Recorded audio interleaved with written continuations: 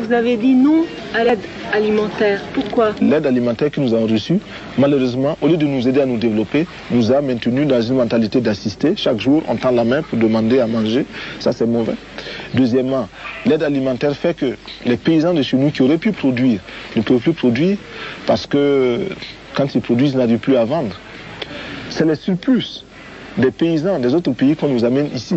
Nous, nous demandons autre chose. Celui qui veut nous aider vraiment peut nous donner des charrues ou des tracteurs, des engrais, des insecticides, des tuyaux, des arrosoirs, des barrages, des forages. Voilà, ça c'est de l'aide alimentaire. Mais celui qui nous amène les sacs de blé, de mil, de maïs ou du lait, celui-là ne nous aide pas. Il nous gave comme on gave les oies. Pour pouvoir vendre l'oie, pour qu'elle soit lourde, présenter qu'on puisse la vendre. Ça, c'est pas nous qui cherchent, c'est leur argent qu'ils cherchent. Ce n'est pas l'aide, ça. Vous avez 600 organisations non gouvernementales qui travaillent ici. Comment faites-vous pour les organiser? Oui, il y a beaucoup d'organisations non gouvernementales au Burkina Faso à cause de la misère du peuple. Mais est-ce que ces organisations ont été efficaces? Elles n'ont pas toujours été efficaces. Je ne dis pas qu'elles ont toutes échoué.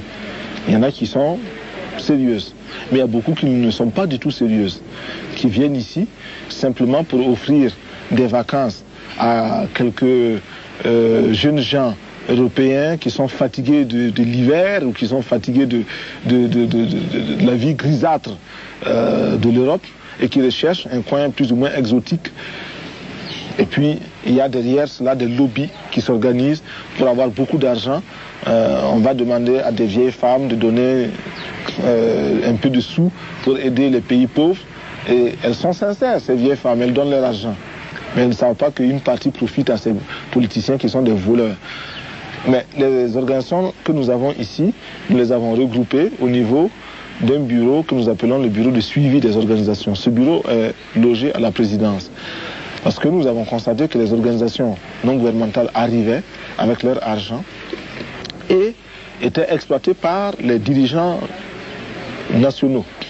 Lesquels dirigeants les obligeaient à investir dans tel ou tel village en fonction des électeurs qu'ils ont là-bas. Ils ont des électeurs dans un village, c'est là-bas qu'ils vont faire les puits, les forages. Même s'il y a déjà 20 puits, ils partent. Alors qu'il y a un village à côté qui n'a pas de puits, on ne part pas là-bas parce que ce n'est pas des bons électeurs. Bon, cela, nous l'avons combattu. Également, les dirigeants imposaient aux organisations d'embaucher leurs cousins, leurs frères, leurs sœurs. C'est du népotisme. Nous avons combattu cela. Mais les organisations elles-mêmes ont des défauts. Les Allemands viennent, ils essaient un forage ici, ça ne marche pas. Ils partent. Quand les Français arrivent, ils ne disent pas aux Français, c'est pas la peine de commencer, parce que le sol n'est pas bon. Ils les laissent pour échouer. Donc c'est la concurrence entre Allemands, Français, Italiens, quoi. Bon, nous ne voulons pas de cela. C'est nous qui perdons.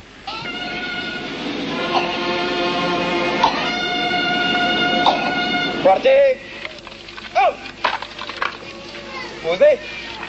Upp! Sankaras nya idéer oroar grannländerna och Västafrikas konservativa stater försöker isolera Burkina Faso. Pour défendre l'indépendance, c'est un combat de tous les jours. Parce que je ne connais pas sur cette planète-là un pays qui peut soutenir à 100% le Burkina Faso sans demander de contrepartie. Je n'en connais pas. Seul le Burkina Faso peut aider le Burkina Faso. Tous les autres pays vous demanderont toujours quelque chose. Ce qui veut dire que c'est tout le temps la lutte. Et quand vous énoncez la vérité, elle blesse.